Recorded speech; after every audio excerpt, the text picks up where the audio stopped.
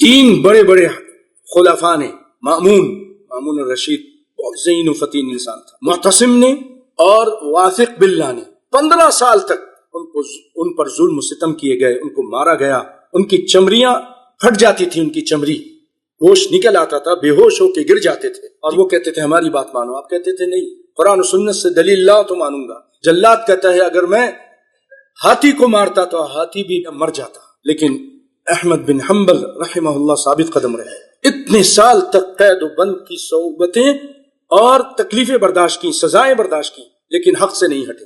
ان کے پاس پھر ان کے شاگرد آئے، جب یہ زمانہ چل رہا تھا، اس طرح کی ابتلائیں تھیں، پریشانیاں تھیں، ان کو مارا جا رہا تھا۔ ابو الحارث نامی ایک آدمی ان کے پاس آیا، امام احمد بن حنبل کے پاس، اور کہنے لگا کہ ہم لوگ جو قوم ہیں، ہم مسلمان لوگ، کہ ہم چاہتے ہیں اپنے حاکم کے خلاف بغاوت کریں، خروج کریں۔ یا ابا عبداللہ، اے ابو عبداللہ، آپ کی کنیت تھی، تو آپ کیا فرماتے ہیں؟ تو آپ نے انکار کیا، فَأَنْكَرَ ذَلِكَ عَلَيْهِمْ، تو آپ فرما رہے ہیں کہ سبحان اللہ، تعجب سے سبحان اللہ پڑھتے ہیں، الدماء، اگر تم یہ اس طرح خروج کرو گے، بغاوت کرو گے، تو لوگوں کا ناحق خون بہے گا، بے گناہوں کا خون بہے گا، صرف میری وجہ سے خون بہے گا۔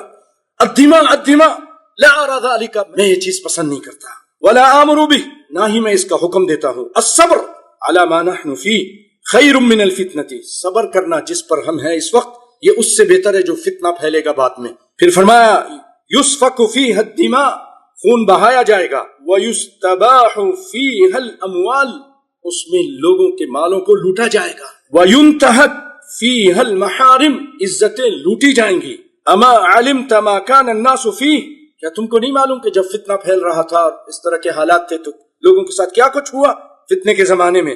قلت، تو اس آدمی نے کہا، ابو الحارث نے، ان کا چاہنے والا امام احمد بن حنبل کا، کہنے لگا والناس اليوم الیس هم فی فتنہ یا ابا عبداللہ، اے ابو عبداللہ، کیا لوگ آج فتنے میں نہیں ہیں؟ آج بھی تو فتنہ ہو رہا ہے، یہ بھی تو آپ کے ساتھ فتنہ ہو رہا ہے، اتنا ظلم ہو رہا ہے، 15 سال ہو گئے۔ جانتے ہو اس امام نے کیا کہا؟ یہ عظیم لوگ تھے، ان کی نظر بہت دور ہوتی تھی، اللہ کی رضا کی طرف دیکھتے تھے۔ وَإِن كَانَ، اگرچہ یہ فتنہ ہے، فَإِنَّمَا هِيَ فِتْنَةٌ خَاصَّةٌ، یہ فتنہ صرف میرے ساتھ ہے، تم لوگوں کے ساتھ نہیں ہے، تمہارے پر کوئی ظلم نہیں ہو رہا، میرے پر ہو رہا ہے، خاص ہے۔ فَإِذَا وَقَعَ السَّيْفُ، اگر تلوار نکل آئی، کیا مطلب؟ بغاوت ہوئی اور لوگوں نے تلواریں نکال دیں اور فوج اور پولیس کے ساتھ گتھم گتھا ہو گئے، لڑائی جھگڑے شروع ہو گئے، جیسے کہتے ہیں فساد پھیل گیا، لڑائی ہونی شروع ہو گئی گلیوں میں۔